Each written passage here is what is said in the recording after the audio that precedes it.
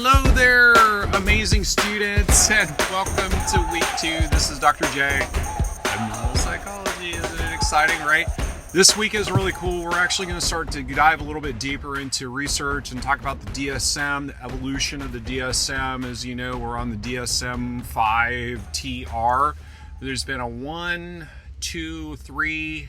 3 had a revision. We might talk about that a little bit. 3 was kind of like we put something out there, but we weren't quite ready, so we came back later and did a revision. Then we had the 4, and then the 4TR. Actually, when I started graduate school, the 4TR was fairly new. TR means text revision. So when we talk about the DSM-4, it's really just the DSM-4. DSM-4 TR just gave us a little bit more information, and now we're in the DSM-5.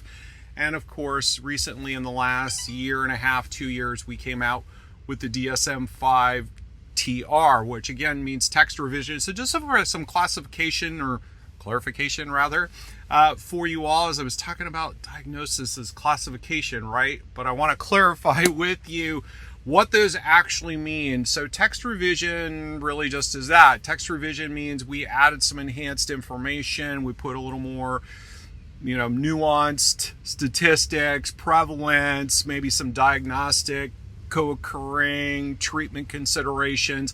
And so that's what a TR is. Just so you guys have a clear understanding of that, there's not really a substantial change with the nomenclature. It's more of just some added and enhanced information in terms of putting more information out there to the clinicians. Now, the DSM-5 took quite a bit longer to put together and launch than previous editions of the manual. And so again, I think when they do these things, sometimes it's like, we don't quite have all the details, and they put it out there. And then of course they come out with a newer version a few years later, but nonetheless, it's a good solid manual, probably the best edition of the manual, and certainly diagnostics is going to continue to evolve.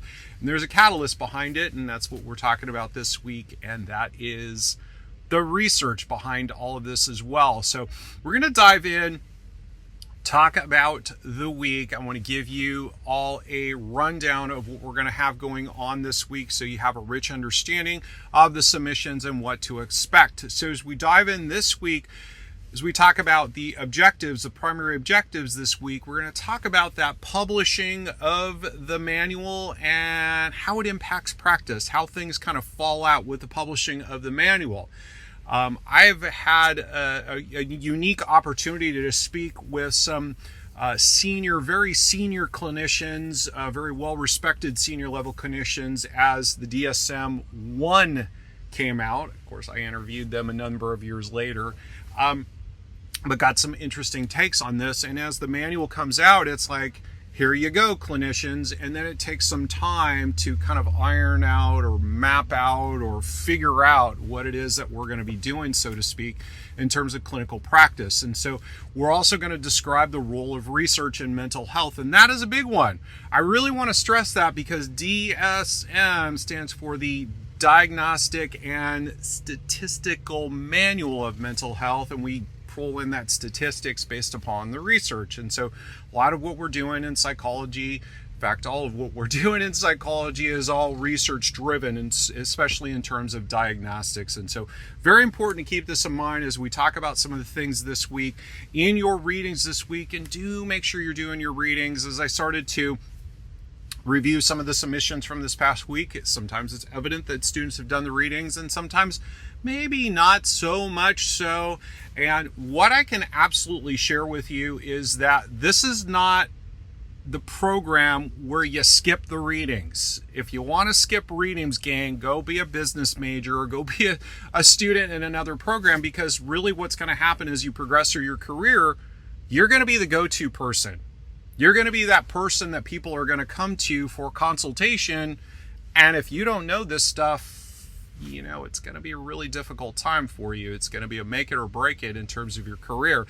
So definitely take the time, read through the textbook, go through some of these videos this week. It will help you greatly as we talk about some of these causal factors relating to abnormal behavior, and of course dive into the diagnostic foundation of these things. It's really good stuff, and it's really the core of our industry, the core of our career, if you will, the diagnostics portion of it.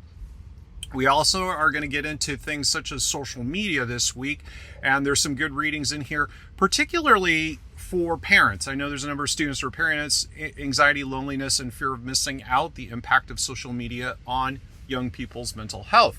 So those of you who have young children, I'm sure as they go around all the time, walking around, doing this, running into things, they can't ever seem to sit their phone down because, oh my gosh, somebody might have messaged me and I got to pay attention to it very quickly.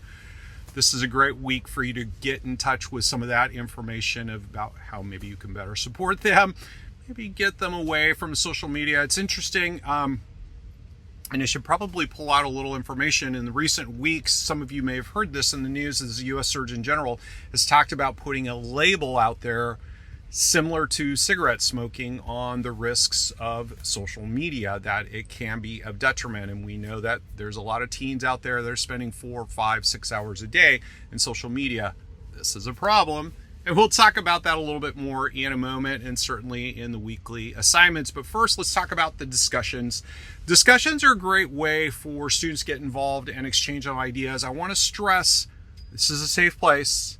We're going to be open and respectful to all opinions and views. Share what you feel comfortable sharing this week, but we're talking about a couple of controversial things.